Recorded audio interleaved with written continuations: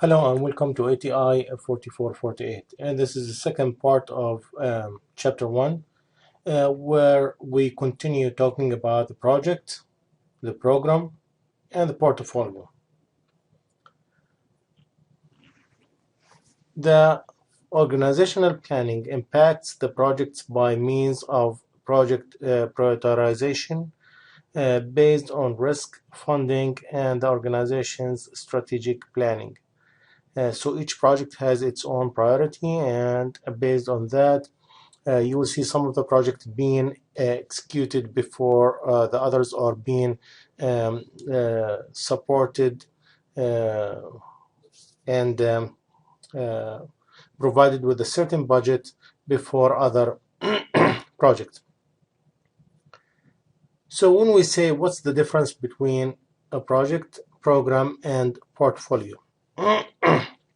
Let's start with the portfolio. The portfolio refers to a collection of projects or programs and other work that are grouped together to facilitate effective management of that work to meet strategic business objectives. So it's a bigger picture for the project, a group of projects. The projects or programs of the portfolio may not necessarily be interdependent or directly related. So some of these projects will be related to maybe one department, while the others are related to another department, and so on. So you'll find different projects, different programs within that portfolio.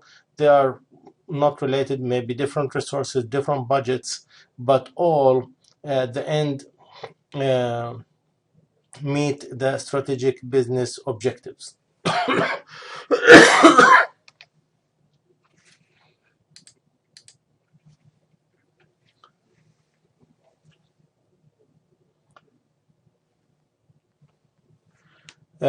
Portfolio management includes identifying, prioritizing, authorizing, managing, and controlling projects, programs, and other related work. The program, as part of the portfolio, is defined as a group of related projects managed in a coordinated way to obtain control that might not be available if managed individually. Um, let's talk about the program, the space program. The space program has related projects that can lead to each other, or the output of one can be used as an input of another one. So they are interdependent, and based on that, they achieve one goal or one objective. That's why we say that those group of projects are called program. The project may or may not be part of a program, but a program will always have projects. This figure depicts actually, or shows, illustrates how the portfolio and the program and the project are related to each other. So you can see that the portfolio is the bigger picture, where inside the portfolio there are projects that's dependent, and there are programs, and the program has projects within that program. So some of the projects are within a program, some of the projects are without a program, just lying there, but all under the portfolio, which serves to meet the business strategies or strategic planning.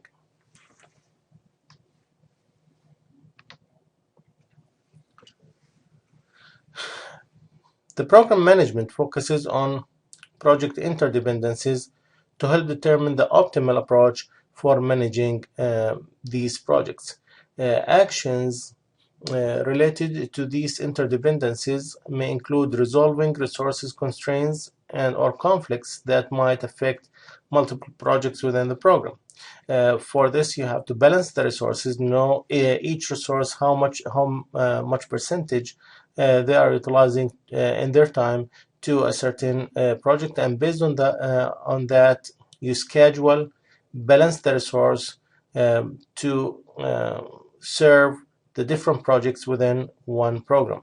Then you align organizational strategic directions that affect project and program goals and objectives to serve the overall organizational objectives. Then resolving issues and change management uh, within a shared governance structure.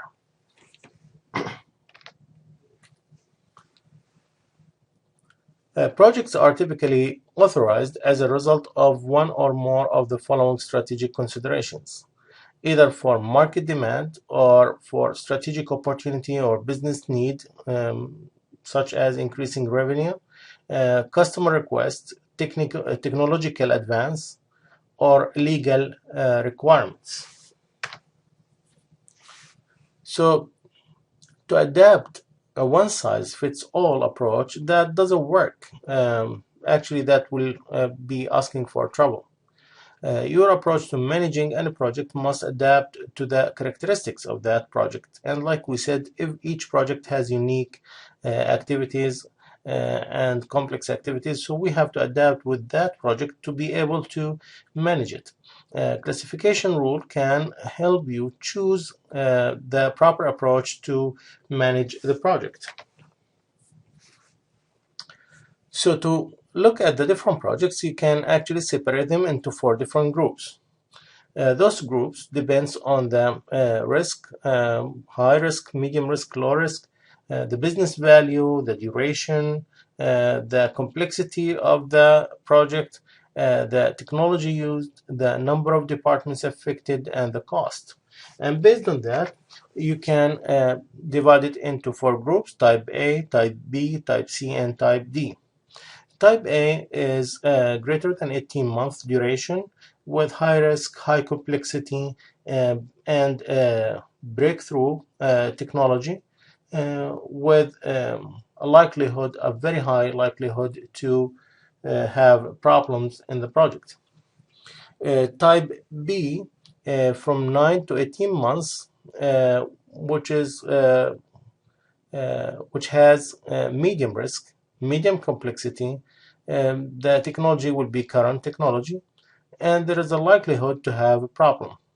In Type C, from 3 to 9 months, it has low risk, low complexity. Usually, they have best of their breed technology and unlikely to have any problems with that project. The Type D is less than 3 months, very low risk, very low complexity, usually use practical technology with no problems whatsoever included in that project. This figure actually depicts and illustrates how you can look at the landscape for the projects, where we have in quarter 1 clear goal and clear requirements and solution. In the fourth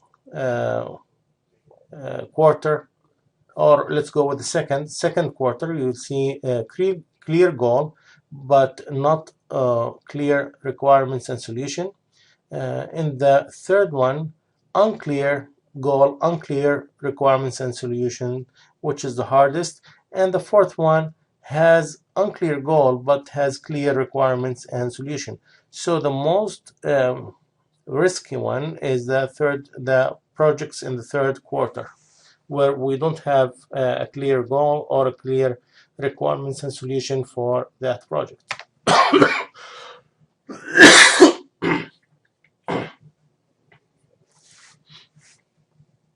And this is a description for the 4 quarters as being stated.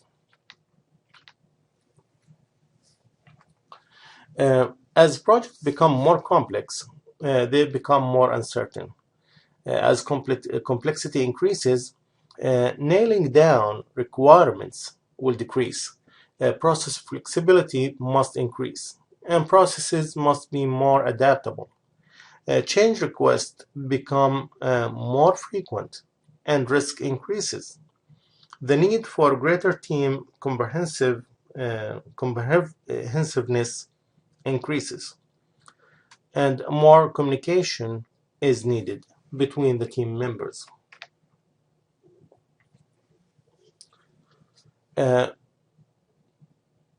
At this point, you need the customer to be more involved. The customer would like to be in the comfort zone, but you would like actually customer feedback to get the proper product, the proper outcome for the customer. Usually, customer may refuse to sign off because of needs change. The business value, as projects move from quadrant 1 to quadrant 2 or quadrant 3, the higher the business value, but the risk of the project failure is also higher.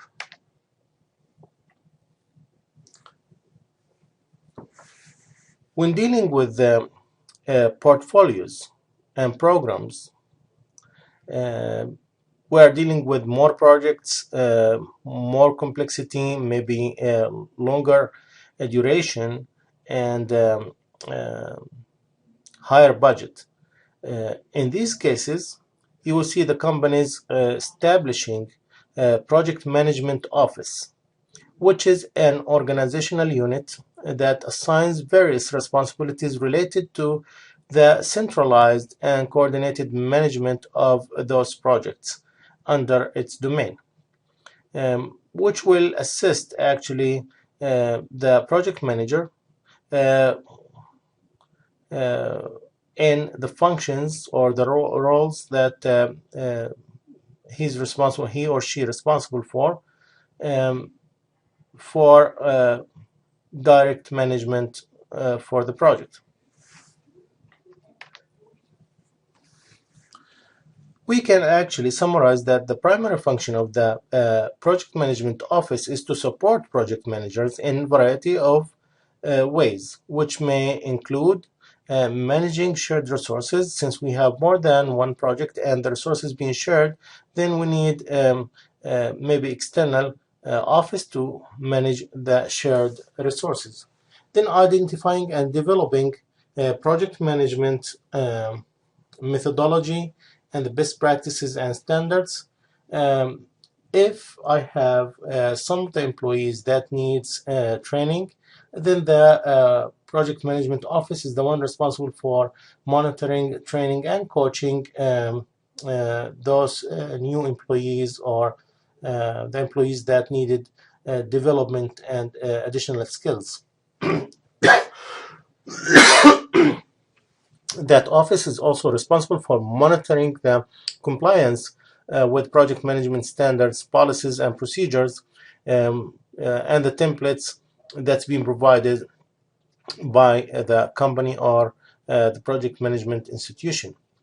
Also, they are responsible of developing and managing project policies, procedures, and templates, and other shared documentation. So if the template is not being created, they can create that. They can add policies and procedures that address a certain issue within the new project. And of course, they coordinate the communication across projects, which will make it easier to move the information from one unit to another or from one project to another. To compare the project manager versus the project management office, you can see that the project manager focuses on the specified project objectives, while the project management office manages major program scope changes, which may be seen as potential opportunity to better achieve business objectives. The project manager controls the assigned project resources to best meet project objectives, while the PMO optimizes the use of these resources between the different projects. The project manager manages the constraints, which is the scope, schedule, cost, and quality of the individual projects, while the PMO manages the methodologies and standards overall risk opportunity and interdependencies among these projects. The difference between project management and operations management. Operations management are an organizational function performing the ongoing execution of activities to produce a product or a service. Operations can be production, manufacturing, accounting, etc., and operations require business process management or operations management. Projects can intersect with operations at various points during the product life cycle.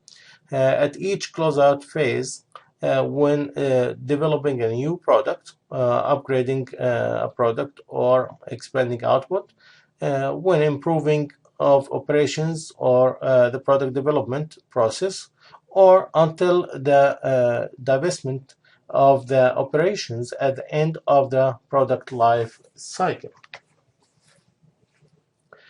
The role of the project manager. The project manager is the person assigned by the performing organization to achieve project activities or objectives. Functional manager is focused on providing management oversight for an administrative area. The operations manager runs day-to-day operations of an organization or business. And those are the different roles for or the differences between a project manager, functional manager, and operations manager. So you will see the differences when you hear these words or these concepts. You will know what do they mean by that, and what are the definitions for each one of them. Project manager characteristics is knowledge, performance, and personal skills. For the enterprise environmental factors, the enterprise environmental factors includes organizational culture, structure, and processes, government or industry standards, infrastructure, facilities and capital equipment, existing human resources, whether we are talking about skills, disciplines, or knowledge, personal administration, company work authorization systems, marketplace conditions, stakeholder risk tolerance, political climate, organizations established communication channels, commercial databases, project management information systems. All these are environmental factors that affect the environment of the project or the group of projects, and can affect the outcome of the different projects within the enterprise or the organization. That will be all for this session. If you have any questions, you can either submit it via email, or you can call me, or you can visit through office hours, and I will be more than glad to answer your question. If you would like to send it via email, please identify your course when you send the message, or introduce yourself. If you would like to come in person, introduce yourself with the course number, so I will know that you are actually in a certain course, and I will know how to reply to your email. That will be all for this session. Thank you.